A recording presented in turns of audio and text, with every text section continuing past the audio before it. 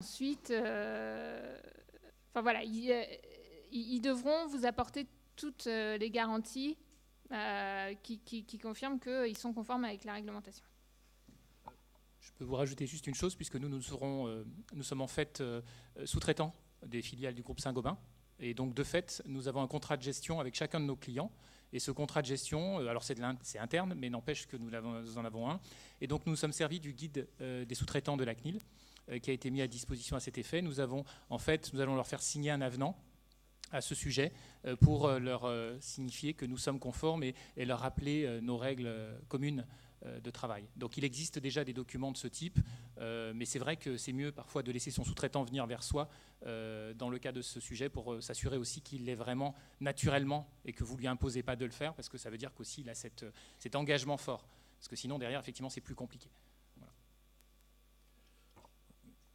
François Justiniani, Archives des Hautes-Pyrénées. Moi, j'avais une question, mais c'est des sujets, j'en ai déjà eu l'occasion d'en parler avec Bruno Ricard. Moi, je me pose quand même beaucoup de questions, je veux dire, en amont de tout le travail législatif et de tout le travail administratif, d'ailleurs dans le public comme dans le privé, que génère tout ça. Je veux dire, tout ce machin, parce que c'est vraiment un machin. Enfin, voilà, j'allais dire, je ne veux pas être désagréable avec les juristes, mais enfin, c'est quand même une immense cathédrale de papier et de concepts qui sont parfois quand même un peu déconnectés, il me semble, d'un certain nombre de réalités et de questions pragmatiques. Ça, c'est pas complètement, mais c'est quand même en partie déconnecté.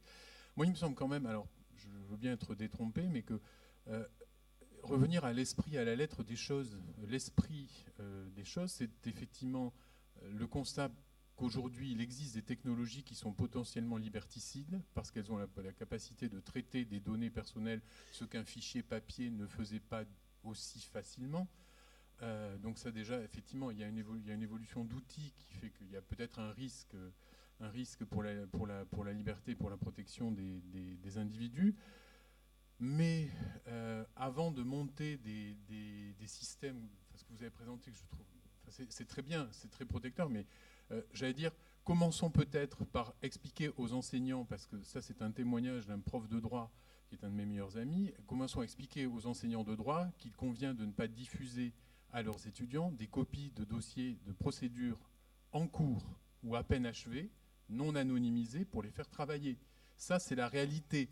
C'est-à-dire, avant d'aller protéger, se poser la question du délai d'élimination du fichier des lecteurs inscrits dans un service d'archives qui vont venir consulter les documents, et où on va avoir des inspecteurs de la CNIL qui vont venir nous dire attention, votre fichier, il faut le détruire au bout de 5 ans au lieu de 10. Enfin, pour moi, il me semble que dans le monde concret de la vraie vie, on met en place des systèmes de protection extrêmement complexes et extrêmement coûteux en coût de travail, en coût humain, et on oublie de rappeler un certain nombre de règles élémentaires, des choses. Enfin voilà, j'ai l'impression de vivre une espèce de schizophrénie entre des réalités qui me paraissent très faciles à juguler et des choses qu'on monte.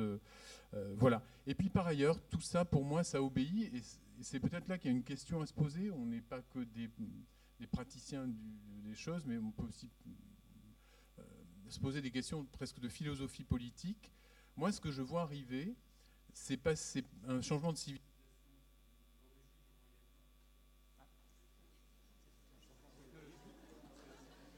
Un changement de technologie.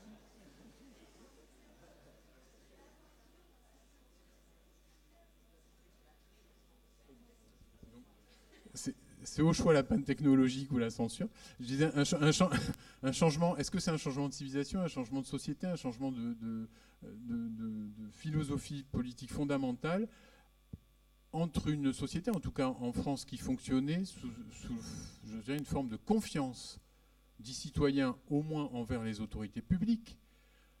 On confiait et on confie tous les jours énormément d'informations aux administrations publiques parce qu'elles nous gèrent et qu'elles nous gèrent de manière, entre guillemets, protectrice, et qu'effectivement, on a un intérêt à déclarer nos revenus parce que les impôts servent à nous construire des écoles, des hôpitaux, des routes, à payer des archivistes, etc. On a un intérêt à fournir des informations à la police parce que quand on porte plainte, on est... Voilà, enfin bon, il y a un intérêt public et un intérêt protecteur dans une société où tout est en défiance. C'est-à-dire qu'effectivement...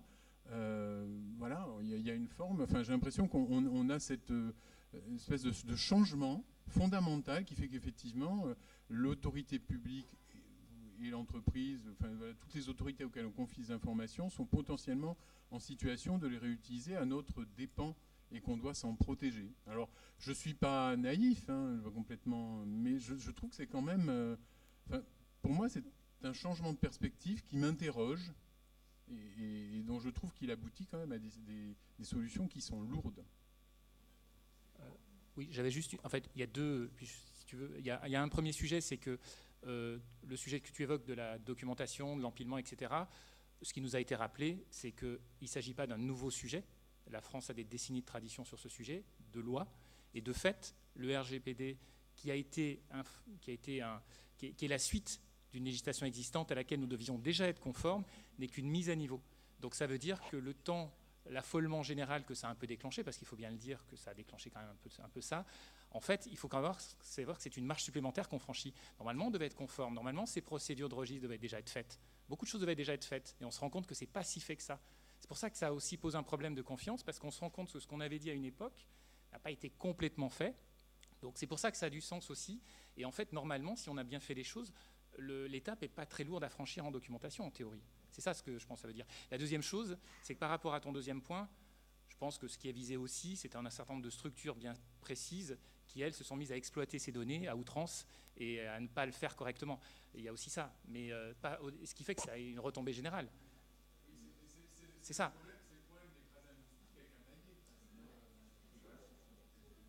Non, attends, il faut que je coupe. Attends. Oui, moi je pense qu'effectivement, il y a une question de confiance-défiance. Et il faut bien avoir conscience que la loi de 78 date de 78. À l'époque, il y avait très peu de numérique, beaucoup de papier, et que la mutation numérique de la société a entraîné cette défiance-là. Quand on voit qu'au Royaume-Uni, un disque dur a été égaré dans lequel il y avait les données de sécurité sociale, je crois, de plusieurs millions de citoyens, quand on voit le scandale Facebook actuel, ça diffuse dans la société une défiance à l'égard des administrations et des entreprises, etc. En fait, de la puissance, qu'elle soit publique ou qu'elle soit privée. Et c'est ainsi qu'on est passé d'une société où il y avait un droit à la mémoire et pas de droit à l'oubli, la loi sur les archives, le code du patrimoine,